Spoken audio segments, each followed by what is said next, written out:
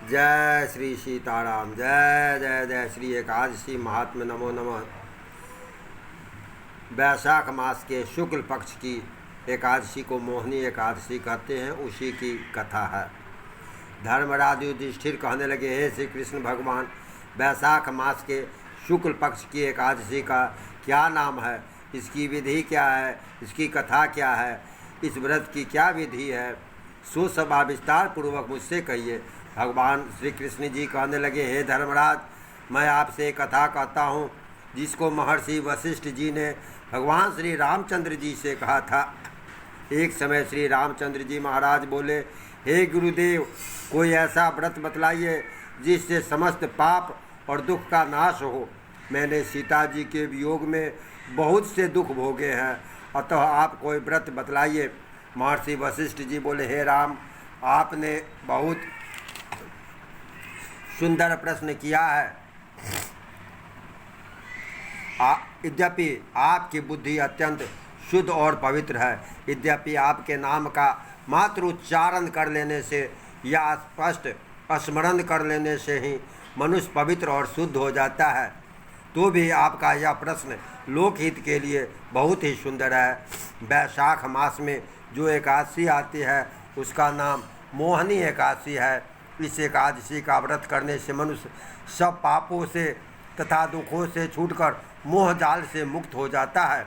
अतः यह व्रत दुखी मनुष्यों को अवश्य करना चाहिए। इससे मनुष्य के सभी पाप और दुख नाश को प्राप्त हो जाते हैं। अब आप इसकी कथा ध्यानपूर्वक सुनिए। सरस्वती नदी के किनारे भद्रावती नामक एक नगरी थी। वहाँ पर द्युतिमान नामक चंद्रवंशी राजा राज करता था। उसी नगरी में धन धान से पूर्ण पुण्यवान धनपाल नामक एक वैश्य भी रहता था। वह अत्यंत धर्मात्मा एवं भगवान विष्णु का भक्त था। उसने नगर में अनेक भोजनालय, प्याव, कुआं, सरोवर, धर्मशाला आदि बनवाए थे। सड़क पर बाग बगीचा, आम, जामुन, नीम आदि के अनेक वृक्ष लगवाए थे। उस वैश्य के 5 पुत्र थे, सुमन, सद्बुद्धि, मेधावी, सुकृति और धृष्टकेतु। धृष्टबुद्धि नाम वाला 5वां पुत्र महापापी था।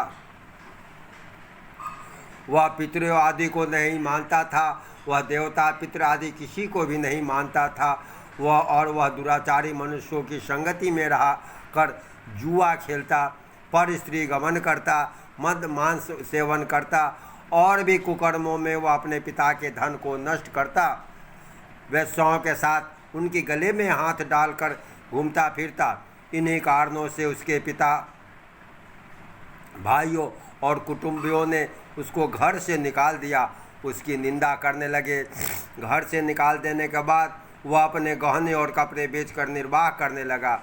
जब सब धन नष्ट हो गया तो वैश्य और दुष्ट संगी साथी जितने भी थे सभी ने उसका साथ छोड़ दिया।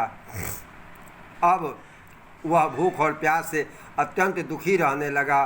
कोई सहारा न देखकर वह चोरी करने लगा।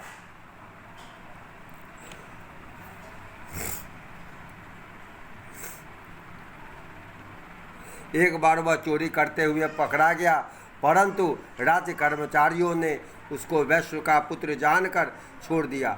मगर जब दूसरी बार वह फिर पकड़ा गया तो उन्होंने राजा के सामने उसे उपस्थित किया। राजा ने उसे कारागार में डाल दिया। कारागार में राजा ने उसको बहुत दुख दिए और कहा, तू मेरी नगरी से निकल जा। वह नगरी से निकलकर जंगल में चला गया। वह जंगल में पशु पक्षियों को मारकर खाने लगा। कुछ समय के पश्चात वह बहेलिया बन गया और धनुष बाण लेकर पशु पक्षियों को मार मार कर खाने लगा। एक दिन वह भूख और प्यास से दुखित होकर खाने की खोज में घूम रहा था कि कौंडिन्य ऋषि के आश्रम पर घूमते घूमते पहुंच गया। उस समय वैशाख मास था और कौंडिन्य ऋषि गंगा स्नान करके आ रहे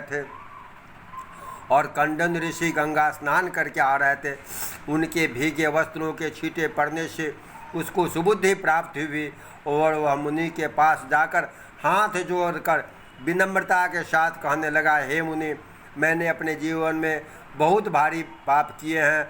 आप उन पापों से छूटने का कोई साधारण और बिना धन का उपाय बतलाइए। उससे दीन वचन सुनकर ऋषि कहने लगे, ध्यान देकर सुनो।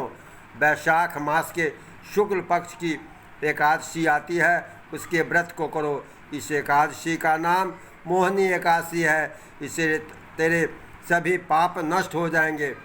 मुनि के वचन सुनकर वह अत्यंत प्रसन्न हुआ और उनके द्वारा बताई गई विधि के अनुसार मोहिनी एकादशी का व्रत किया। हे राम, उस व्रत के प्रभाव से उसके सभी पाप नष्ट हो गए। अंत वह गरुड़ पर चढ़कर भगवान विष्णु के धाम वैकुंठ को गया। इस व्रत से मोह आदि सब नष्ट हो जाते हैं। संसार में इस व्रत से श्रेष्ठ अन्य कोई व्रत नहीं है। इसके महात्म को पढ़ने अथवा सुनने से 1000 गौदान का फल प्राप्त होता है। प्रेम से बोलिए श्री एकादशी महात्म्य की जय। श्री राधा कृष्ण की जय। जय जय जय श्री सीताराम।